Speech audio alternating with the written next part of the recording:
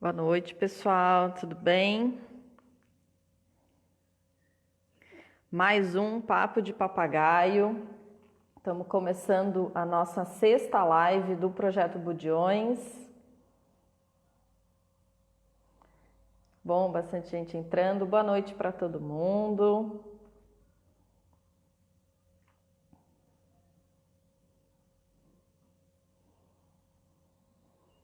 Boa noite. Bastante gente, que legal.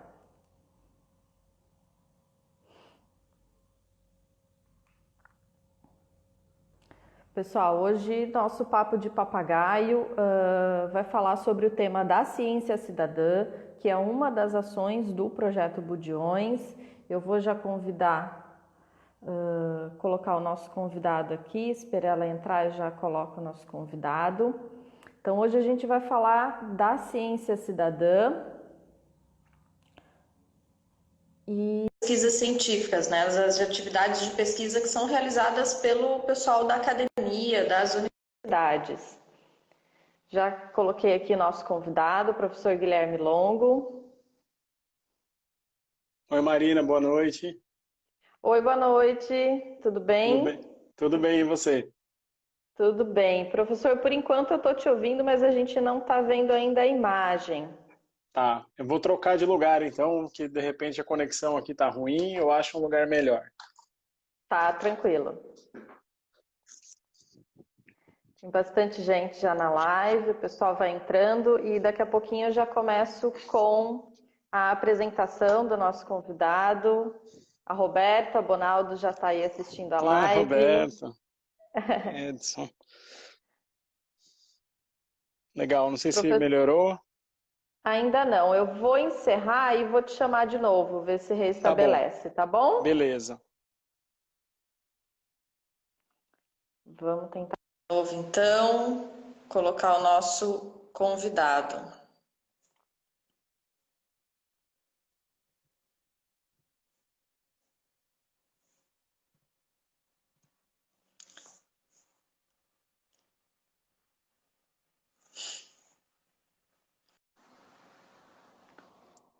Bom, boa noite de novo, pessoal. Por enquanto tá assim também, professor. Sem me ver, né? Isso. Caramba, que maravilha de internet, hein? Deixa eu ver o que está acontecendo aqui. Na nossa primeira live, nosso primeiro papo de papagaio também com o Matheus, aconteceu a mesma coisa. Ah, é? Mas o papo foi bom, apesar de não ter a imagem, o papo na primeira live foi bem interessante. O pessoal nem sentiu tanta falta das imagens, porque o papo Ah, estava bem interessante como vai ser hoje. Eu legal, deixa eu vou ver. iniciar sua apresentação então, professor, e Uhum. enquanto você tenta restabelecer a conexão aí. Bom, então o tema da nossa live de hoje é o título de Cidadãos Cientistas como aliados na pesquisa acadêmica.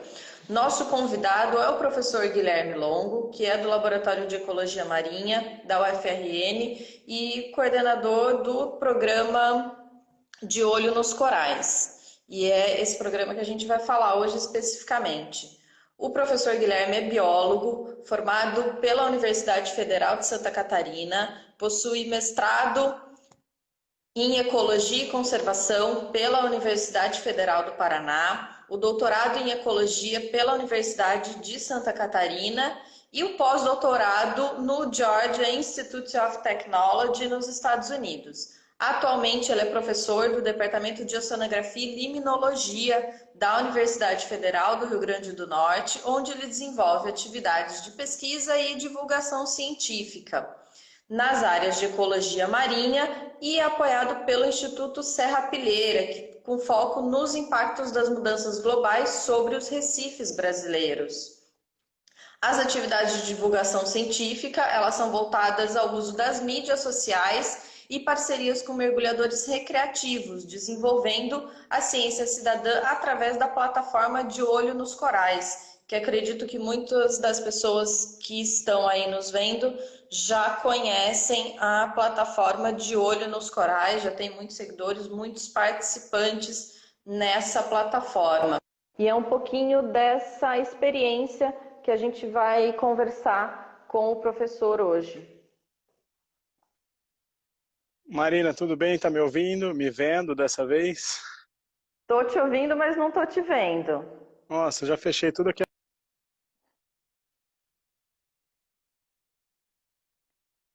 Ruim mesmo. Agora. Isso, Agora perfeito. foi? Agora voltou. Foi. Ah, legal. Bom, boa noite, pessoal. Boa noite, Marina. Obrigado aí pelo convite. É um prazer estar aqui conversando com vocês e vamos lá. Espero que seja um papo legal. Obrigado pela apresentação generosa aí. Apresentação generosa, mas muito real, né? E apresentar, pessoal, além, o professor também ele faz parte do projeto Budjões, ele é o coordenador da área focal do Rio Grande do Norte, onde a gente também vai desenvolver diversas atividades, né? Professor, então, o nosso papo hoje, primeiro deixar avisado para o pessoal, podem ir já colocando algumas perguntas ao longo da live, a gente está anotando tudo aqui, ao final a gente repassa as perguntas e faz a rodada de resposta das perguntas, tá? Professor, então, você desenvolve esse programa, criou e desenvolve esse programa Ciência Cidadã. O que é uma ciência cidadã? Ela está só voltada para a ecologia marinha? Onde que surgiu a ciência cidadã e o que ela é?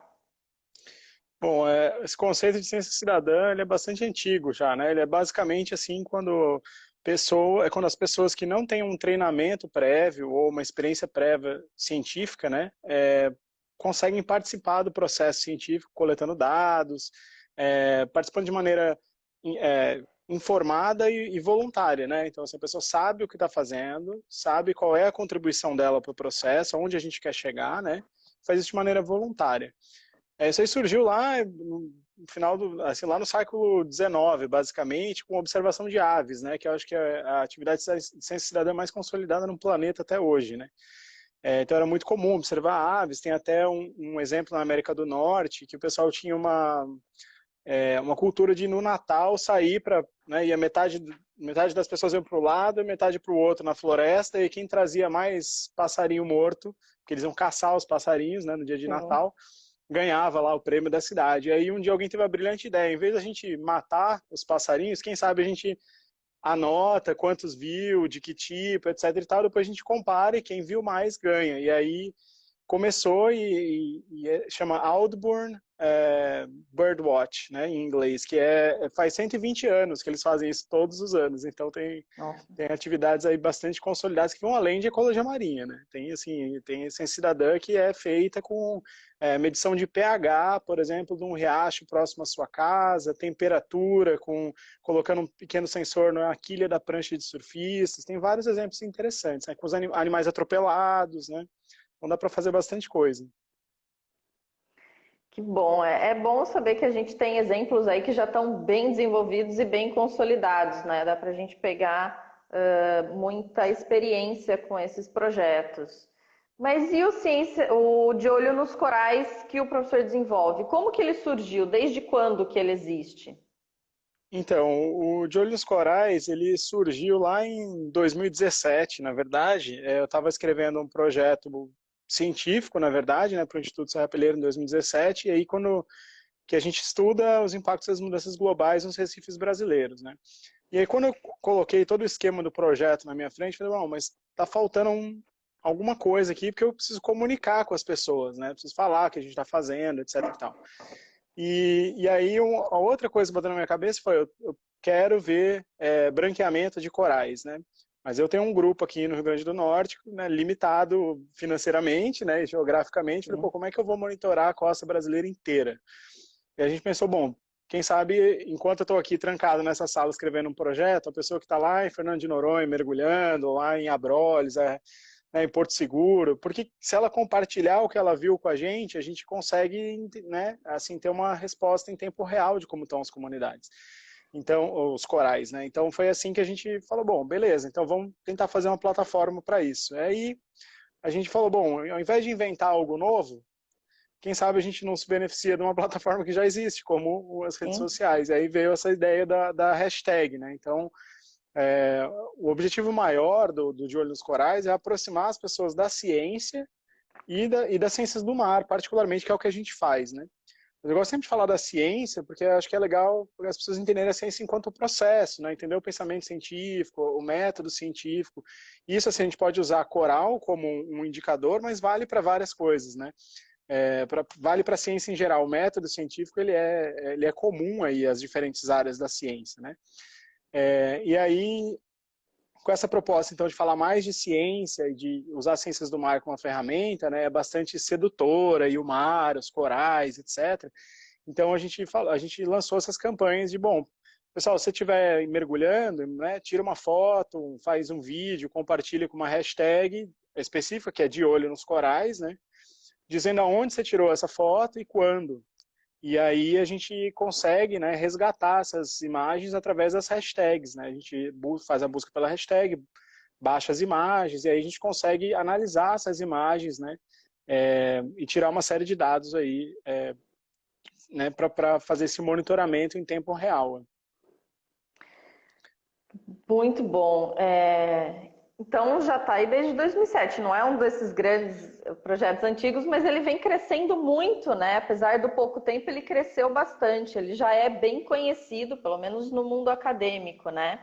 E, professor, como que teve alguma, nesse início, teve alguma resistência da população? Como foi esse início de, primeiro, divulgação? Como que foi esse começo? Se teve alguma resistência do pessoal em enviar dados que muitas vezes as pessoas acham que não sabem se são corretos, se não são. Como ele é um cidadão, ele não é um cientista ainda, às vezes ele fica inseguro de enviar uma informação e não sabe se aquela informação é certa, se ela é errada, se é daquela forma, se não é. Como que foi esse início de juntar esse pessoal? Bom, primeiro, eu não sei se eu falei 2007, mas é 2017. 2017.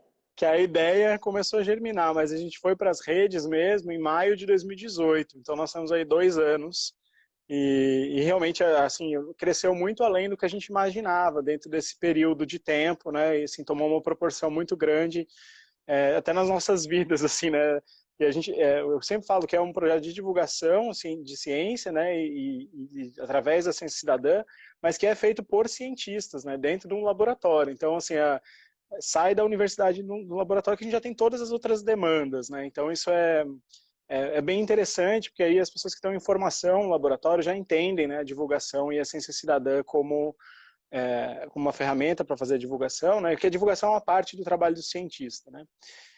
Sobre a resistência, Marina, assim, a gente não teve, acho que não houve uma resistência, assim, tipo, não vamos compartilhar e tal. Teve, ao contrário, teve bastante animação, assim, de pessoal, não, poxa, olha essa foto aqui, porque as pessoas em geral adoram compartilhar suas fotos, né? Tem muita foto, dá um trabalho danado, assim, para tirar, né, foto sub. Então, a pessoa está super orgulhosa da própria foto. Então, acho que a gente não teve uma resistência, assim, eu não diria isso. Eu diria que talvez é uma questão mais de hábito, né? Eu, por exemplo, já encontrei vários mergulhadores, né? Que a gente tem, por exemplo, vou mergulhar com pesquisa e estou com a camiseta, né? Ele, eu sigo vocês e tal. Mas eu sempre esqueço de postar a foto. Então, é uma questão do hábito, eu acho, sabe? Eu acho que é questão de ir criando. Isso é uma coisa que a gente discute muito entre a gente, assim, por isso que a gente tem que estar presente nas redes sociais, no cotidiano das pessoas, porque tem gente que como eu, por exemplo, que eu acordo e penso em coral todos os dias, né? Todos os dias, em algum momento do meu dia, eu vou pensar num coral, né? Mas a maior parte da população não, né? Ou num budião, que seja, né? A maior parte da população não. Então a gente tem que se fazer presente e conseguir comunicar. Eu acho que o desafio para a gente foi esse, porque a gente é treinado para fazer ciência, não para comunicar com as pessoas. E aí, quando a gente, né, sai do laboratório e vai, né, vai para uma esfera de interação direta, eu acho que é um desafio muito grande saber qual é a linguagem das redes, como atingir mais pessoas, como aumentar o alcance, o impacto do que a gente faz. Então, acho que o desafio talvez tenha sido maior para a gente, mas ainda bem a gente não teve muita resistência até o momento. Que bom, que bom. Mas esse é um desafio, né? Principalmente como estimular as pessoas, como colocar isso, né? Como você falou, de criar o hábito, como criar esse hábito nas pessoas, principalmente porque tem muita gente e muitas das atividades que as pessoas fazem de contribuição, às vezes estão esperando algo em troca, né? É. E o que vem em troca com o programa de ciência cidadã não é imediato, não é um prêmio, não é um brinde, não é nada concreto ali na mão do cidadão, né? Que ele vai Uhum. contribuir e ter esse retorno. Então, se não tem esse retorno físico, como um brinde, um presente, alguma coisa, além de estar no dia a dia, vocês usam alguma outra forma de estimular essa É, participação? eu acho que uma raiz muito importante no programa de ciência cidadã é reconhecer as contribuições dos cientistas cidadãos, né? Então, assim, a pessoa não quer contribuir para um buraco negro de fotos ou de dados, né? E nunca mais ver ou não ter o seu trabalho reconhecido. Inclusive, isso é bem debatido no campo da ciência cidadã, porque esse tipo de... a partir do momento que você oferece um prêmio, ou, né, como você colocou, ele deixa de ser uma colaboração voluntária. Né? Ele passa a ser uma colaboração que não é pela ciência, mas pelo prêmio, pela caneca, que ele vai ganhar ou qualquer coisa assim. Então, na esfera científica de ciência cidadã, até nem é muito bem visto quando você premia dessa maneira direta, né? O que a gente faz muito, e eu acho que uma das premissas, um dos preceitos, eu diria, da ciência cidadã, é reconhecer as contribuições. Então, por exemplo, a gente vai acumulando fotos durante um verão. No final do verão, a gente vai fazer uma postagem exclusivamente para falar, olha, fulano, ciclano, né, essas pessoas aqui foram os cientistas do verão. Frequentemente a gente usa fotos das próprias pessoas, né? Então, assim, alguém usou hashtag, a gente vai lá, contacta e fala, oi, tudo bem, podemos fazer um post com a sua foto, etc. Então, eu acho que isso, de certa maneira, gera um engajamento. Né? Não é uma premiação, mas a pessoa sente parte daquele processo, que é o que a gente quer no final. A gente não quer, não quer essa coisa de recompensa, de oferta e recompensa. A gente quer que a pessoa sinta parte, e como eu sou parte do De Olho nos Corais, um cientista cidadão que contribui com uma foto também é uma parte tão importante quanto eu ou outras pessoas do laboratório. Então a gente vai mais ou menos por aí, tentando chamar, né, as pessoas sempre para discussão, assim, para contribuição. Então, e esses dados que são coletados pelos programas de ciência cidadã, seja o De Olho nos Corais, seja esses outros programas, muito do objetivo dele é virar uma publicação científica e virar informação que vai ser utilizada muitas vezes até em políticas públicas, né? Na criação de políticas públicas. Uhum. Mas que é utilizada no meio acadêmico ou no meio de gestão. Mas o cidadão, às vezes, que contribuiu, não vai ter acesso a esse trabalho científico. Como, então, é Uhum. feito no De Olho nos Corais esse retorno, além desse reconhecimento da participação, o resultado daquela participação, junto com todas as outras participações, como que isso é devolvido para quem participou? Bom, bem interessante. Bom, de Olho nos Corais a gente está falando muito da questão da hashtag, das fotos, mas a gente tem algumas outras linhas de ações, e aí eu já vou falar um pouco dessa para exemplificar, né? Então, uma das coisas que a gente faz, por exemplo, vou contar um exemplo, a gente tem um programa junto com mergulhadores recreativos, né? Onde a gente fez isso, muitas vezes a pessoa mergulha, e aí ao longo do tempo a pessoa fala, poxa, para que mais que eu estou mergulhando, né? Já meio que perde a graça. Ele vai sempre no mesmo lugar, nunca perde a graça mergulhar para quem gosta de mergulhar, mas Uhum. assim, o mergulhador gosta de ter um desafio a mais, né? Então a gente elaborou uma prancheta que é adaptada para um mergulhador contar peixe, contar a saúde de coral, ver se viu lixo, se não viu e tal. E aí a gente aplicou isso e comparou um cientista cidadão sem treinamento científico prévio e um cientista, né, com treinamento, né, fazendo o mesmo monitoramento. E aí a gente viu que não teve diferença alguma, ou seja, uma pessoa sem treinamento científico prévio, né, ou inclusive sem muita experiência de mergulho, foi capaz de fazer um monitoramento com essa prancheta adaptada. Então esse trabalho ele virou uma publicação científica, publicado pelo Edson Vieira aí do nosso grupo aqui. Está na Perspectives in Ecology and Conservation, que é a revista da Associação Brasileira de Ecologia. E aí, bom, o nome de todas as pessoas que participaram do programa está listado no artigo, né? E esse artigo ele foi então depois a gente pega o resultado disso e coloca em mídias que são acessíveis, né? Então, por exemplo, assim, a gente tem uma matéria do Nexo, por exemplo, cobrindo os principais resultados. Então a gente torna isso acessível e compartilha através das redes do De Olho para dar esse feedback. O mesmo em relação ao que a gente, né, ainda está em andamento, mas esse trabalho com as fotografias, né? Então, a mesma coisa, assim, a gente tira algum dado daquilo, aquilo ali vira um conteúdo para a própria rede social, que as pessoas que, né, nos seguem e contribuem estão lá, de uma maneira digerível, vamos dizer assim, né? Sem perder o rigor, que isso é uma outra coisa que eu sempre falo, mas e sempre marca quem é, sabe? Assim, então a gente tem post lá que assim, tem 40 pessoas marcadas porque 40 pessoas compartilharam as imagens, né? Então eu acho que isso é importante, que aí a pessoa entende, né? Da onde saiu aquela foto, poxa, passou lá na caixa preta da ciência, saiu um artigo que significa, né, X. Que Uhum. legal, eu contribuí para isso. Então a gente tenta fazer esse exercício aí sempre, né? Isso é importante, né? Porque isso também vai fidelizando, né? Vai engajando um pouco mais as pessoas. E você falou muito da participação de turistas, né? De mergulhadores, e não necessariamente o mergulhador é um turista, mas vocês conseguiram mapear ou tem alguma informação sobre isso? Se a participação de vocês, além de mergulhadores que vão fazer mergulho recreativo, ou do turista que foi visitar alguma área turística, quanto disso é a participação desses visitantes eventuais e vocês têm participação de moradores que moram, por exemplo, em Porto de Galinhas, nessas áreas recifais, que são moradores que estão todo dia ali? Temos, isso é bem levantado também. Essas pessoas, elas são os condutores de turismo, os fotógrafos Uhum. subaquáticos, essas pessoas são parceiros importantíssimos para o programa, porque essas pessoas estão na água todos os dias, né? Tirando a pandemia. Então, a gente tem grandes parceiros, por exemplo, que são fotógrafos sub, e assim, toda vez que a pessoa vai, compartilha uma foto de um coral do mergulho que ela fez, entendeu? É, então, assim, a gente tem algumas, a gente até tá preparando aí uma agenda de lives aqui para esse mês, vai começar, na verdade, semana que vem, né?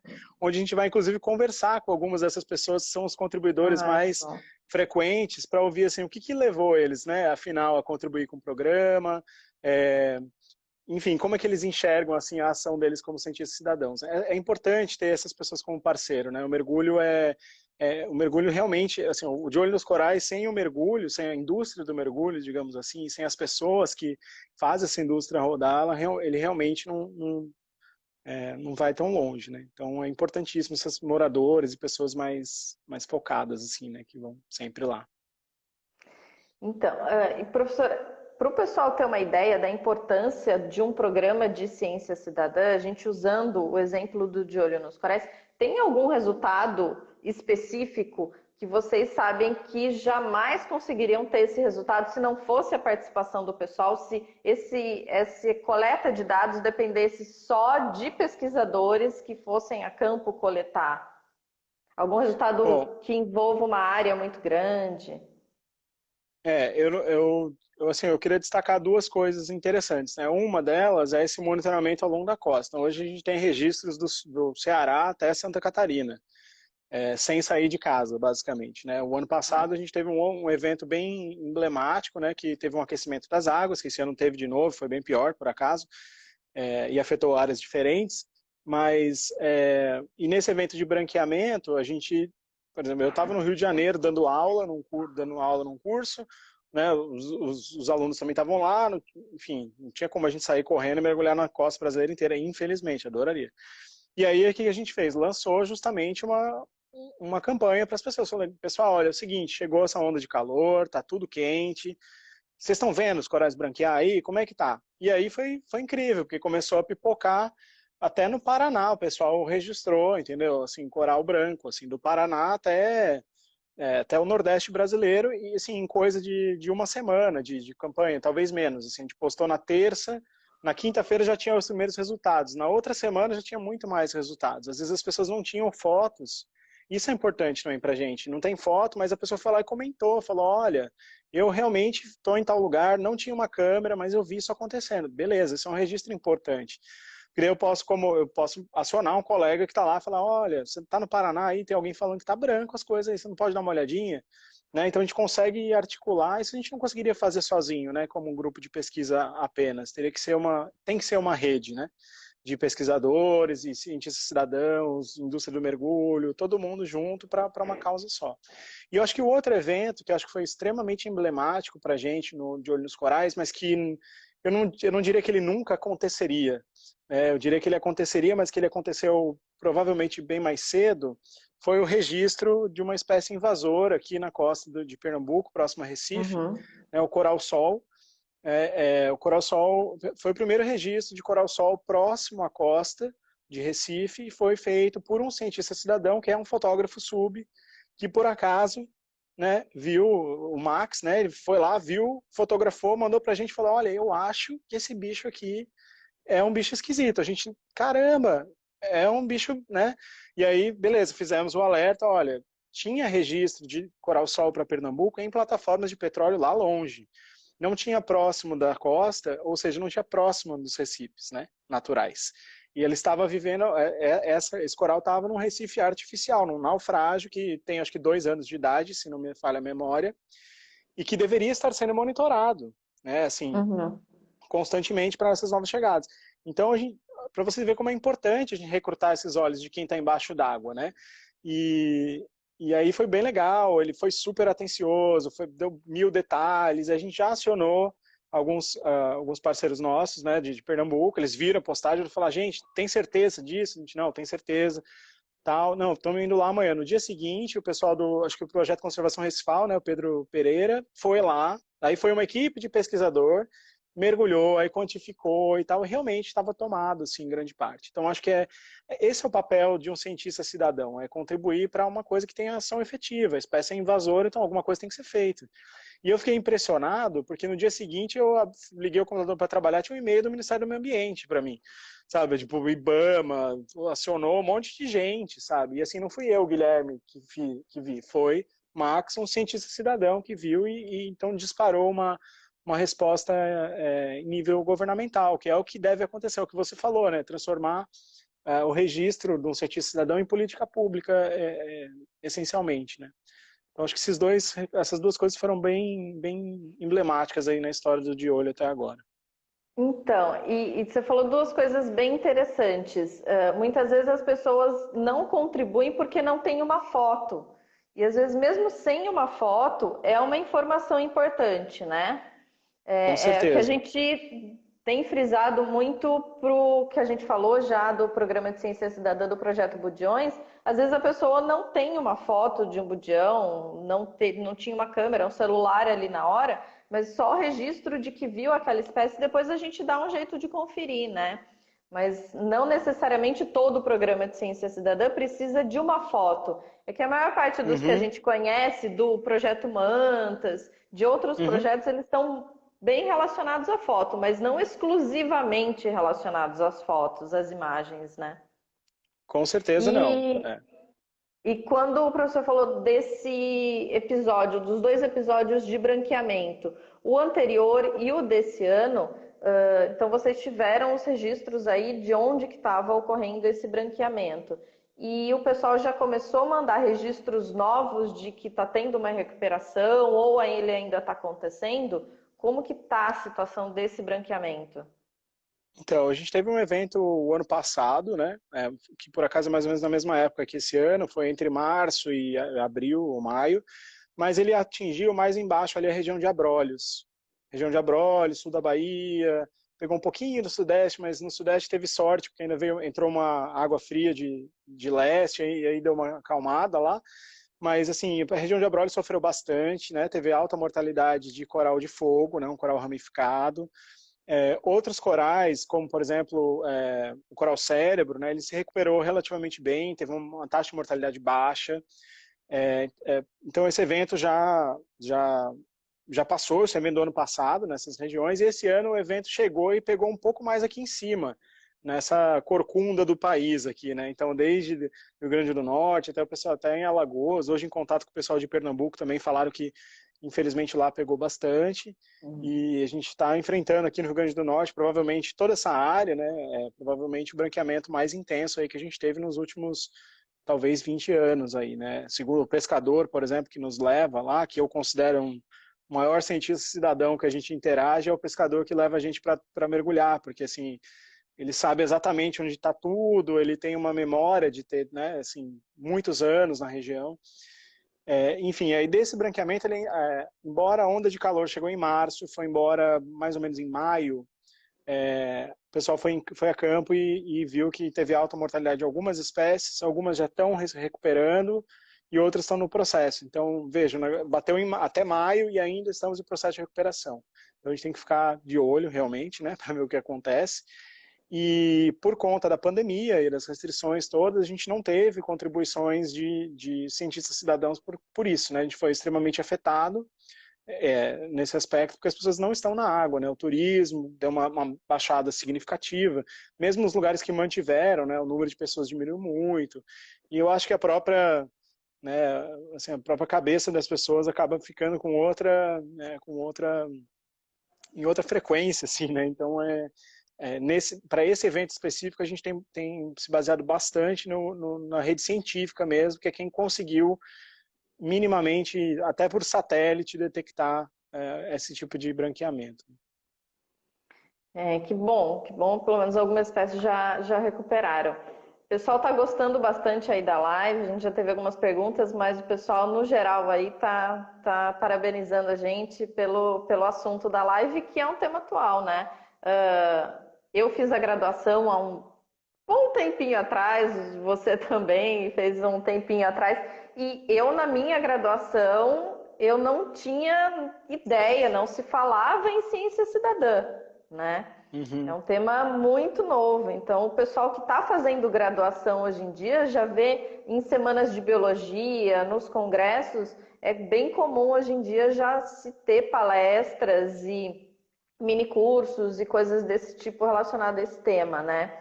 E então, como você falou lá no começo, tem alguns programas, principalmente internacionais, que já estão bem consolidados.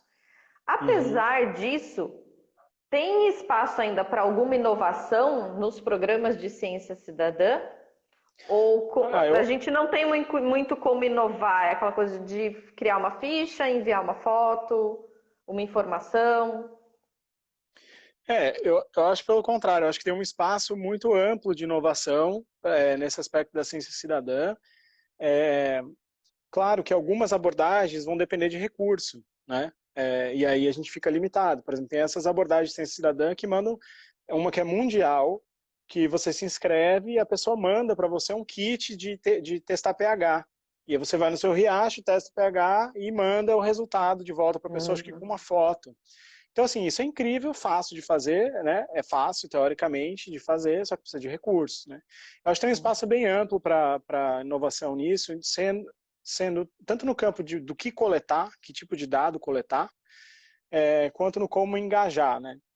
Então, assim, a gente tem investido, por exemplo, em ferramentas de identificação dos corais, né? Automática dos corais. Então, quando a pessoa contribuir com a foto, ela já vai ser notificada, que legal, você viu um coral cérebro e tal, ele, né, tem essas características aqui. Então, assim, isso é uma inovação dentro da ciência cidadã, né? Mas acho que tem várias coisas que a gente tem várias lacunas a preencher, que podem ser preenchidas com ciência cidadã, né?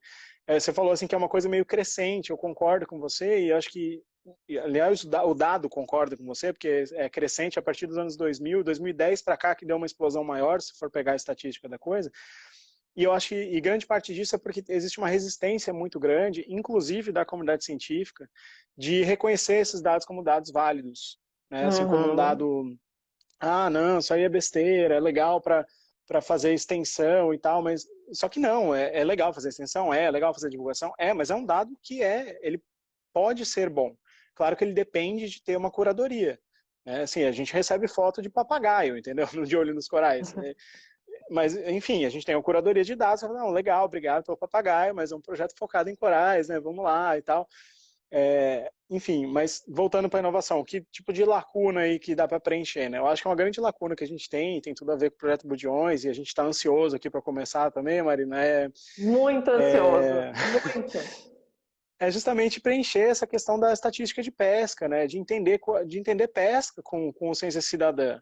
Né? O pescador está todo dia no mar, é, para a gente, o governo não está fazendo isso há anos, né? Não é uma coisa nova, né?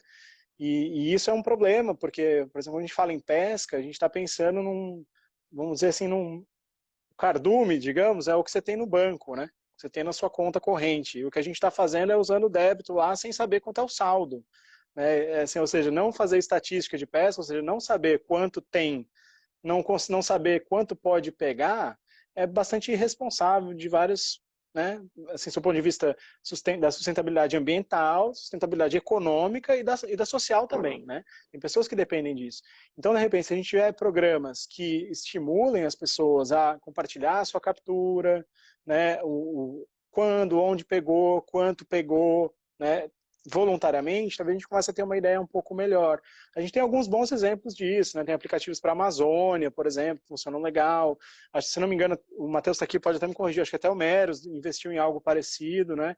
Então, eu acho que a gente pode fazer algumas inovações, mas bem orientadas para essas lacunas que a gente tem para preencher, né? Não adianta a gente fazer fogos de artifício, né? A gente tem problemas sérios aí para resolver, e eu acho que a Ciência Cidadã é parceira para isso mesmo.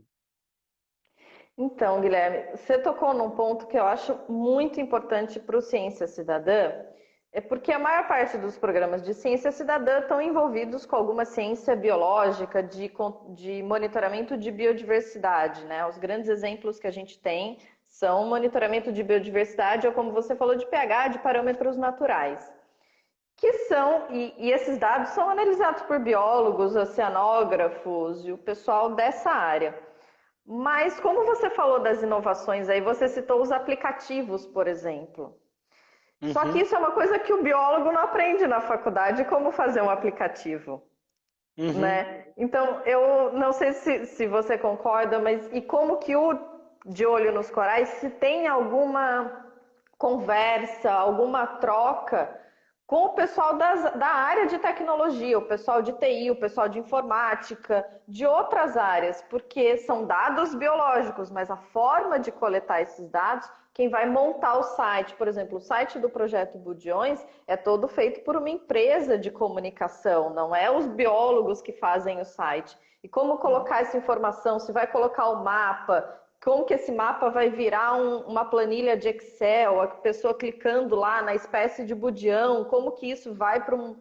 É toda uma parte tecnológica que o curso de biologia não ensina para gente, né? Então, como fazer essa interface, se vocês fazem essa troca de informação e de ajuda entre o pessoal da biologia, da oceanografia, que usa os dados, e quem vai criar essas plataformas?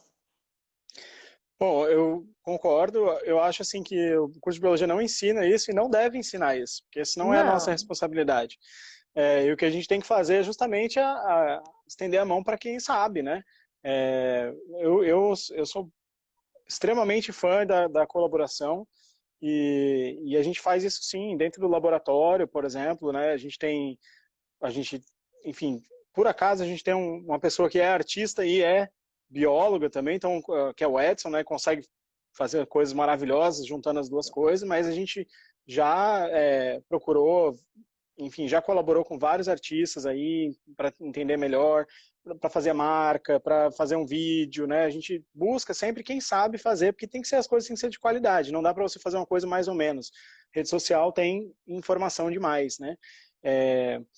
E, bom, nessa questão mais de tecnologia, com certeza, né? A gente tem uma colaboração com o professor Marcos Zanata, da Federal do Paraná, por acaso, que justamente faz toda essa parte do algoritmo, de identificação automática dos corais, né? Com aprendizado de máquinas, com os alunos dele. Então, assim, a gente com certeza faz isso, né? A gente tem estagiário do design dentro do laboratório, porque ele tem uma visão que a gente não tem. Então, a gente tem que ser multidisciplinar, não adianta, assim, né, tentar fazer as coisas sozinho. A gente tem que encarar isso a ciência e a divulgação de maneira extremamente profissional. Então, se eu não sou programador, eu não vou inventar de programar um aplicativo meia-boca só para dizer que eu fiz sozinho, entendeu? Eu vou lá em quem faz. Claro que isso tem um custo, né? Mas a gente tem uma vertente, pelo menos em vários dos projetos, né? Esses projetos, a maior parte dos projetos são feitos dentro de universidade, né, gente? De universidade pública, de pesquisa com pesquisadores, e são extremamente baseados em desenvolvimento de estudantes, né? Então a gente tem aí, tipo, alunos alunos da UFPR, né, de informática, lá da ciência da computação que estão atuando nisso. Então, assim, quanto maior a rede, melhor, eu acho. A forma é isso, é a gente conseguir fazer essa ponte. Muitas vezes a gente da biologia vai ter que sair do departamento de biologia da universidade e às vezes os departamentos dentro das universidades não conversam. Às vezes os professores do departamento de biologia, o departamento de ciências ambientais, às vezes nem conhecem os professores dos departamentos de informática dessa área, né? Então, muitas vezes é ir atrás, é buscar, é sair do seu círculo ali de convivência e ir atrás de novos parceiros, né? Porque eu vejo muito isso na universidade. Às vezes um departamento não conhece quem são os professores do outro departamento. Sim, eu concordo, eu acho que é exatamente o que você falou, tem que correr atrás sempre, não é nunca, mas é que você tem que pensar o seguinte, pensa numa instituição, numa empresa que tem 3.000 empregados, os 3.000 empregados não vão se conhecer em profundidade para saber o que um trabalho, né, o que um outro faz, não é só da universidade, isso é uma questão de grandes organizações, né, a universidade tem isso porque a gente espera da universidade né, essa conexão, a gente espera que a universidade faça essa conexão. Mas se esse espaço não existe, a gente não pode ficar esperando ele existir, a gente tem que criar essas pontes, né? Então, assim, eu sei que aqui tem um instituto que faz não sei o quê, eu vou vou fazer essa ponte, não vou esperar né, alguém vir atrás de mim para saber. Então, se eu quero a ponte, eu vou fazer ela acontecer. Eu acho que o cientista tem que ter isso na cabeça, né? E eu acho que a gente tem cada vez mais isso, né? Tanto na esfera, não só dentro da questão biológica, mas em procurar essas novas parcerias, aí até com o setor privado. Às vezes precisa fazer, ué, né? Precisa fazer, faz a parceria. O negócio é fazer a coisa acontecer. Exatamente. E professor, depois dessa experiência aí com o programa De Olho nos Corais, é uma experiência recente, né? Mas já é uma experiência o que dá certo e o que não dá certo. E eu acho que os programas de ciência cidadã podem até ser incentivos, eu acho que vão começar até a aparecer em trabalhos de conclusão de curso para o pessoal novo, né? Programas piloto aí de ciência cidadã. Para esse pessoal que quer começar, seja num TCC ou para alguém que está formalizando algum projeto de pesquisa, num mestrado, num doutorado, alguma coisa, com essa experiência que você já teve, que recado você deixaria para esse pessoal? O que dá certo, o que não dá certo e o que não pode faltar? Bom, eu vou dar uma de professor orgulhoso agora, vou falar da minha aluna. Então, o ano passado, por exemplo, tive uma aluna de iniciação científica que ganhou um prêmio da universidade com o dado do De Olho nos Corais, né, concorrendo com a universidade toda. Ganhou o prêmio, foi maravilhoso. Então, assim, as pessoas dizem, poxa, mas isso é ciência? Então é ciência. Ela ganhou o prêmio de iniciação científica, não de extensão, é de iniciação científica, porque ela pegou o dado e fez uma abordagem. Ou seja, dá para fazer ciência com dado de ciência cidadã? Lógico que dá. Isso requer algumas coisas, né? O que eu sempre falo é que não dá para perder o rigor científico. Não dá para perder o rigor. Não, mas é só umas fotinhas do Instagram e tal. Não, se for para esse lado, já nem faz, porque não vai ser ciência. Ciência tem rigor. Então não pode perder o rigor científico. Acho que isso é uma questão assim central, né? A gente quer envolver as pessoas no processo científico, quer que as pessoas entendam, desenvolva essa coisa crítica, né? Assim, sei lá, a pessoa às vezes contribuiu com foto de bicho branco, de um coral branco, mas aí eu vou falar que na região delas não estava tão branco. Ela vai falar, mas como assim? Eu vi branco? Sim, você viu uma parcela pequena do total que está aí na sua região, por isso que deu essa porcentagem, entendeu? Então a gente precisa disso. Eu acho que as pessoas devem se aventurar, é um aprendizado muito grande, assim, porque quando você vai nessa, é uma interação constante, né? Então, o que eu diria é manter o rigor científico, né? Base sólida. Se não tiver uma base sólida de ciência, ele deixa de ser um programa de ciência cidadã e passa a ser uma outra coisa que não necessariamente é ruim, mas ele deixa de ser um programa de ciência cidadã. E a gente tem que ter bastante cuidado em alinhar o discurso, eu acho, com quem a gente está falando. Então, assim, tem o que o cientista quer falar, tem o que a pessoa quer ouvir, né? O que as pessoas querem ouvir, tem como o cientista quer falar e como as pessoas querem ouvir, ou como as pessoas conseguem ouvir ou toleram te ouvir, né? Muitas vezes é chato ouvir um cientista, eu tenho consciência disso. Então, esse alinhamento, ele é fundamental, entendeu? A gente não pode chegar para uma pessoa e com um assunto científico que é complexo e simplesmente ignorar que ela pode ter a capacidade de entender aquilo, entendeu? Eu vou...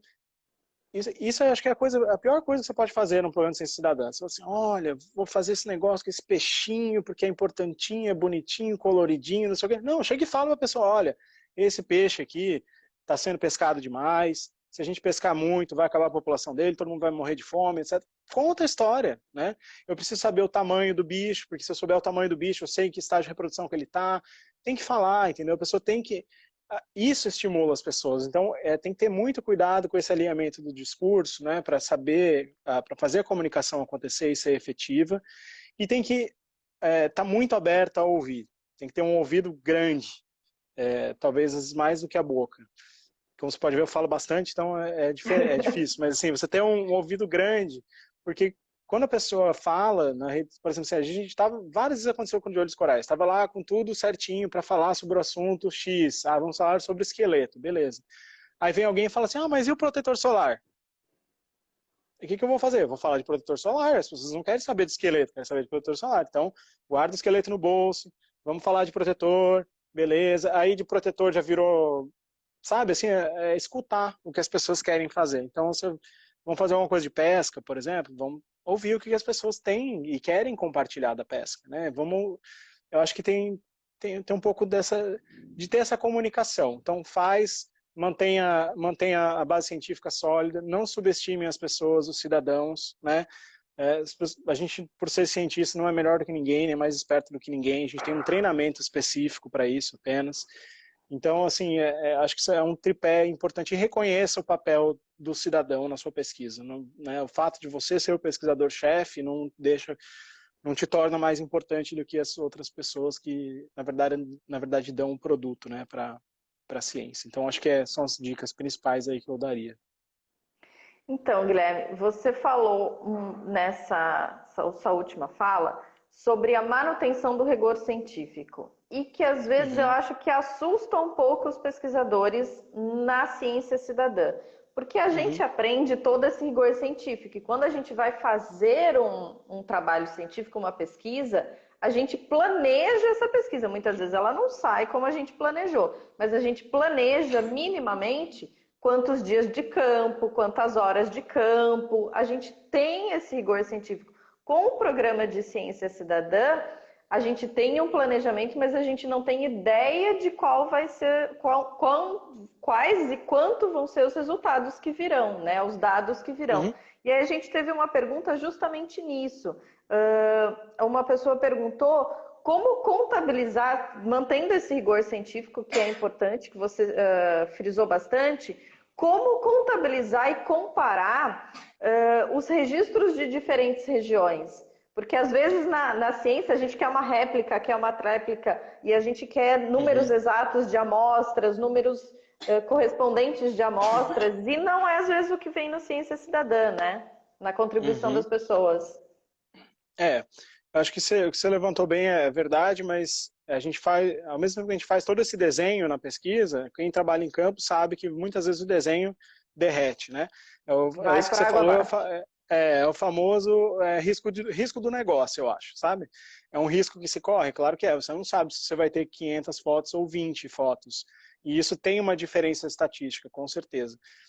Então, assim, para comparar, geralmente o que a gente faz é o seguinte, a gente tem algumas perguntas básicas, e depois quando a gente fecha o conjunto de dados, a gente vê, bom, se esse conjunto de dados ele tem poder suficiente para eu comparar regiões, ou seja, eu tenho um número parecido de fotos, caímos, voltamos. Caímos, voltando. Temos um número representativo de fotos de cada região, né? Por exemplo, assim, isso aí tem ferramentas estatísticas para a gente avaliar esse tipo de coisa. Né? Não dá para comparar regiões. Tudo bem, vamos olhar o Brasil então em larga escala, que foi o que a gente fez até agora, né? Até agora a gente fez mais comparações mais descritivamente ao longo da costa, algumas comparações de onde teve áreas de maior branqueamento ou não. E aí, por exemplo, se eu detecto, por exemplo, que eu tenho uma área de maior branqueamento, sei lá, vamos dizer aí no sul da Bahia, aí o que eu posso fazer? Eu preciso confirmar se aquele dado é verdade. Então eu posso ir, por exemplo, olhar dados de satélite. Se eu corroborar que a Bahia realmente esquentou mais que os outros lugares e teve mais registros, então eu consigo ir cercando esses dados. Então, realmente, a gente precisa fechar o conjunto de dados e ver o que ele pode responder. Né? Até o momento, ele tem respondido algumas questões básicas, mas a gente espera, em longo prazo, conseguir fazer coisas, inclusive temporais. Que bom. Guilherme, a gente teve uma pergunta aqui, e ela é mais geral, assim, mas eu gostaria que você respondesse relacionando ao Ciência Cidadã, um programa de Ciência Cidadã ao programa de Olho nos Corais.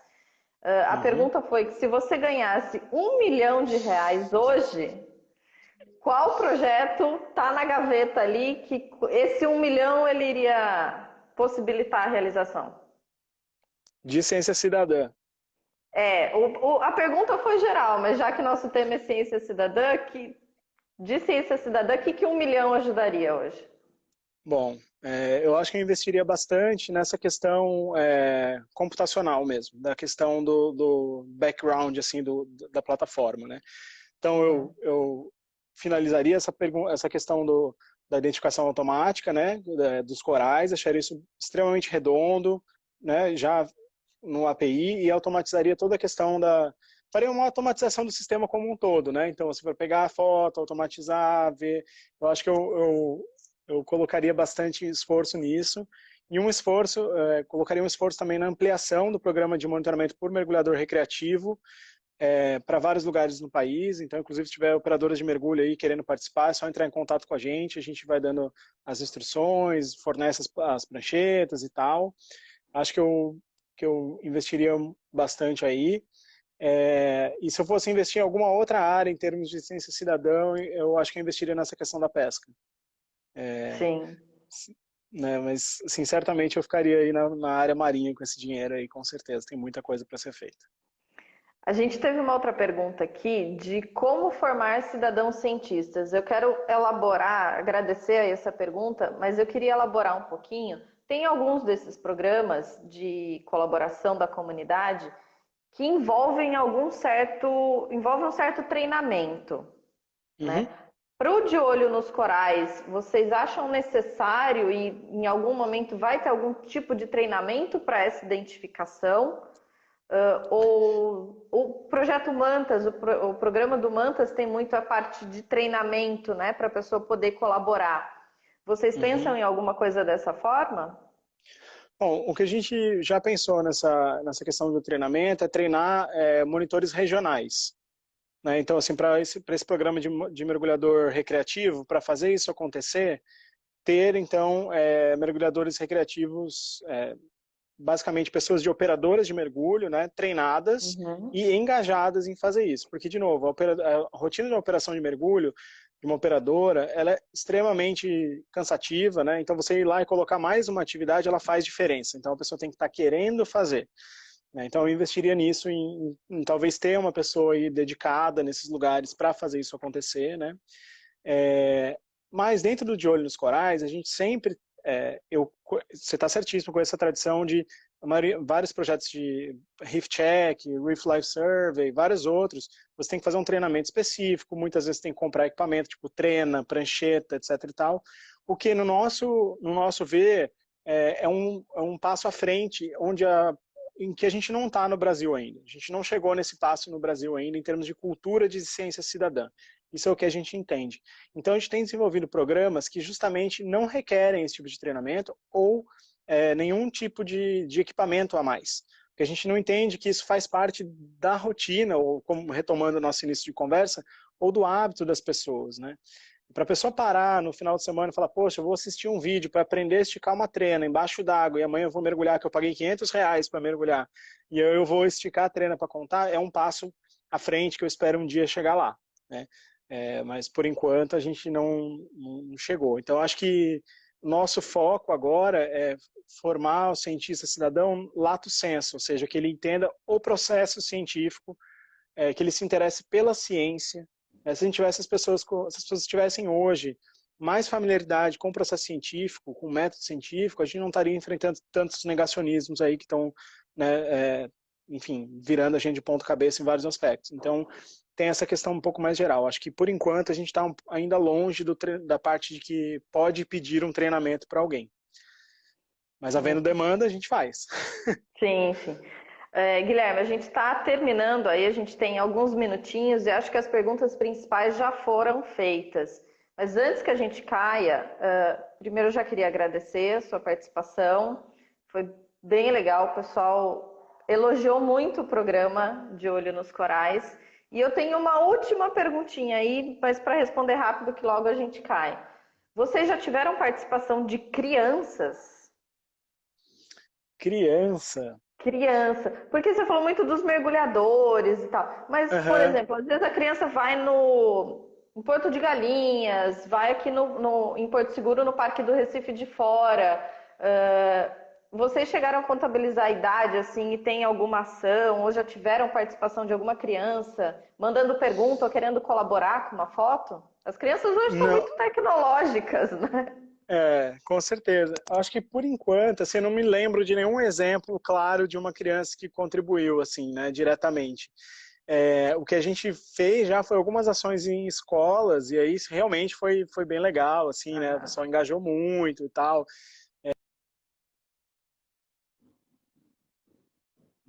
Lindo.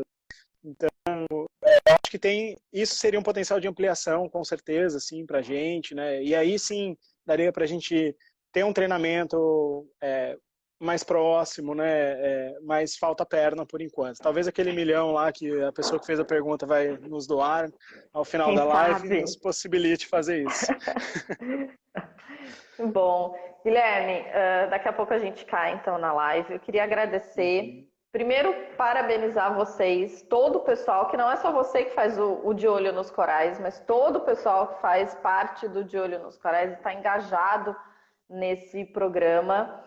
Agradecer seu tempo aí, sua participação, e daqui para frente sua participação no projeto Budiões. Logo a gente vai... Estamos aí no aguardo, fazendo muita parte de comunicação, mas logo a gente vai para campo.